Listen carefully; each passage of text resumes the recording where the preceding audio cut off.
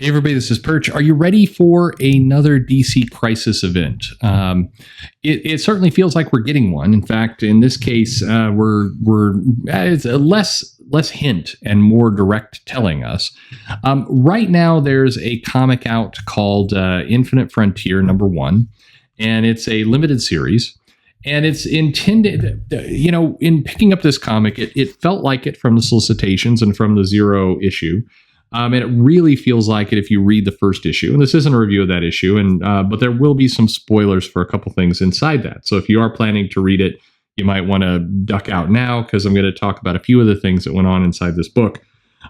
This title feels a lot like the 52 series, the Countdown weekly comic that was out at the time. It has a lot of that tone to it. It hops around to a handful of characters, many of whom are not like the primary characters in the DC universe. It's kind of the ones who aren't appearing in regular titles like Batman, Superman, and Justice League. But it's kind of setting up this status quo. We see Alan Scott, we see Obsidian. Nice to see him back. And we see some kind of explosion at the Justice Society headquarters. Characters like Jade is missing. There's a handful of little there are a lot of, I want to say Easter eggs because it's not that, but a lot of plot building, which is why it feels a lot like the Countdown series that went on a while back, which of course was headed to another big event. So in this one, there's we see some pieces going on, but the main crux of this video, what we're talking about, is the outright statement that we are getting another crisis. So to kind of set this up a little bit, we get Barry Allen, who's now able to kind of run and hop between the multiverse, that he is researching the changes. And he's racing into these other universes and kind of seeing everything that's going on. He's able to, vibrate himself to different frequencies. I mean, first of all, as an aside, if he's able to vibrate himself to different frequencies, that he is, he unlike Batman, is willing to go south. Anyway, sorry. But anyway, he gets to Earth Omega, which is this mystery world that he hadn't explored yet. And immediately a couple interesting things happen. So first off, he is confronted with the corpses, the bodies of a handful of gods, the Quintessence, which is basically Hera, Phantom Stranger, the Wizard, High Father, Ganthet, and Spectre. And it's unclear a little bit if there's kind of other versions of these, or what. Maybe there's a different time period. Like, is this true? Are they truly dead? They're shown kind of with their heads bubbling with some white energy. Based on the art style, they could be just direct corpses, or there could be something else going on. They're not in good shape. I mean, we can at least say that much. Things are not good. And Barry believes they are dead, at least from his comment. He's telling him we need to get them to a lab, but they've been probably dead for a couple weeks now. From Infinite Frontier 0. We know that the culprit is Darkseid.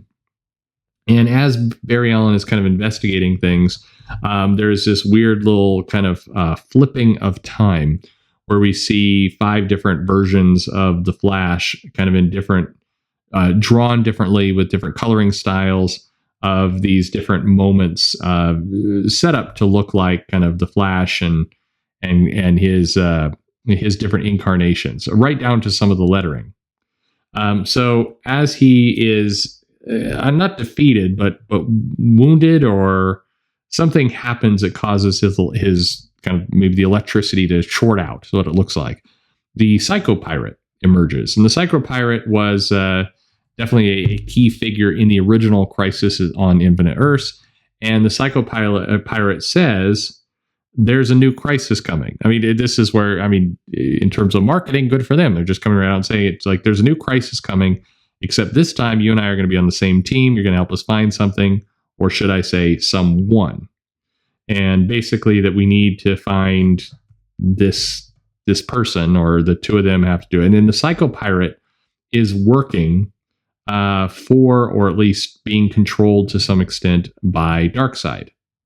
So the psychopilot is basically, I'm going to use you to find this individual.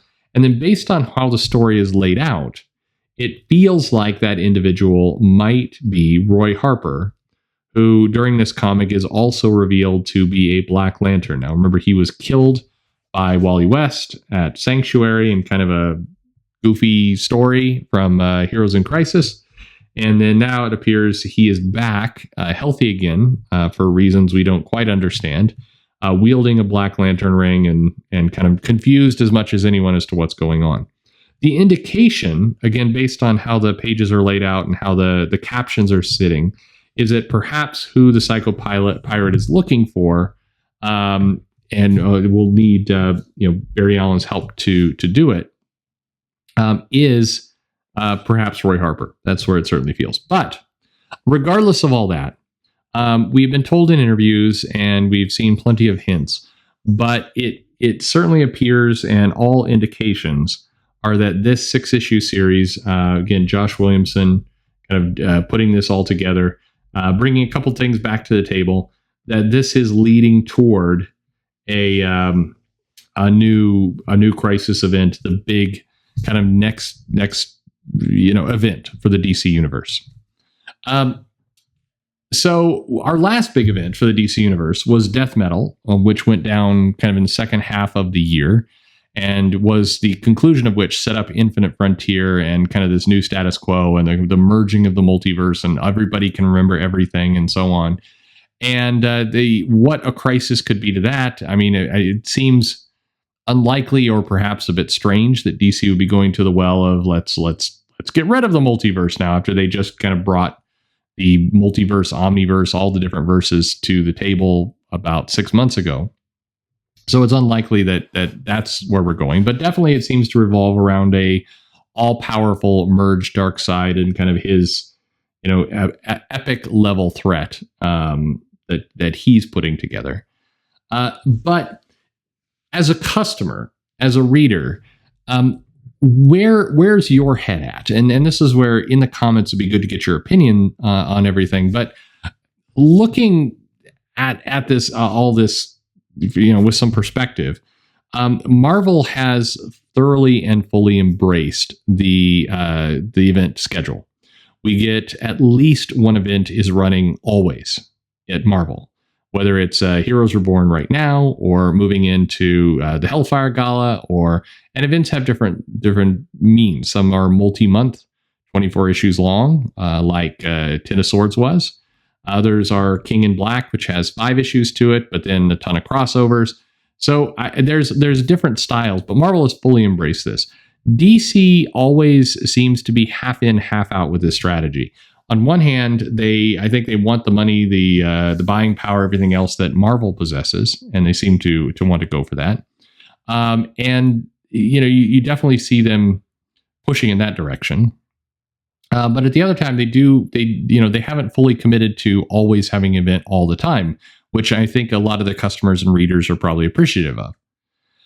But it does seem, I don't know, to me at least, fairly quick that we're going from basically having the event to end all events in Death Metal and the restoration of the Omniverse, and then a reboot of kind of the DC universe. It wasn't quite a reboot, but sort of a reboot, and some things are new and others are not, and we're doing more limited series now, and there's a bunch of stories being told kind of all over the place, and DC slowly getting back to shipping out 50 plus comics a month, only to kind of tease out a giant event, which presumably is going to be hitting right toward the end of the year, based on timing and everything else. Infinite Frontier, I believe, would close down around October.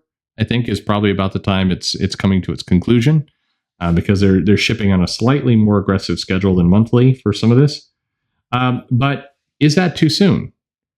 Are you ready for a big event? And what could the stakes possibly be? Does DC maybe get itself into some trouble by having kind of the stakes could never be higher? The entire multiverse is about to be destroyed. No, it's okay. There's an omniverse now. No, now somebody's trying to destroy it. Like, at what point does it all start to get to be a little silly, or have we crossed that point? But the other factor is, Lots of people complain about events, as you've seen in the comments, these videos and other things, but they buy them anyway. The sales of these things are super high. So in many ways, DC would be nuts if they didn't put this stuff in play. If they didn't put it out in an event, that would be basically handing ground to Marvel, since people go in and love those books. But my question, I guess, is to you. We have this Infinite Frontier 6-issue series. Definitely, if you've read it, and I'd like to get your take on it, feels like we're leading up to, it feels very much like that Countdown series, leading up to this big event. Are you interested? Is this intrigue you about where they're going? Or is this one of those cases where you just want them to kind of play with the universe they've got before they upend it again? Let me know your thoughts in the comments below. Like and subscribe, and thanks for listening.